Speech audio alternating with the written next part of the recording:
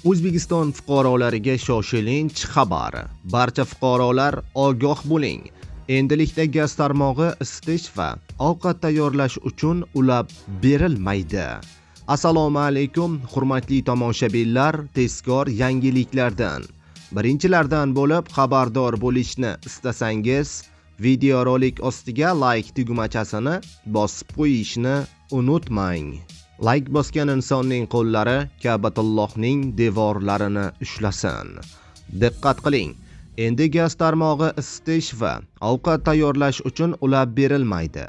O'zbekistonda gazni faqat yoqish, jumladan isitish va ovqat tayyorlash uchun ishlatadigan iste'molchilar uchun gaz yetkazib berish bo'yicha texnik shartlar berish to'xtatiladi.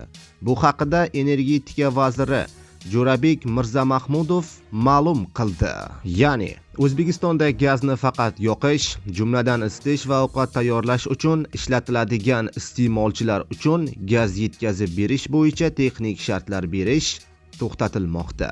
O'zbekistonda yoqilg'i faqat yoqish uchun ishlatadigan iste'molchilar uchun tabiiy gaz yetkazib berish bo'yicha texnik shartlar berish to'xtatiladi. Bu haqida 28-oktyabr kuni matbuot anjumanida gazeta muxbirining turar joy massivlari gazdan bosqichma-bosqich o'chirilishi rejalashtirilganligi haqida savoliga javob olgan. Fevralda joriy yilda O'zbekistonda yangi binolardagi 135 ming xonadon markaziy isitish tizimiga ulanishi, oshxonalar gaz o'rniga elektr plitalar bilan jihozlanishi ma'lum qilingan.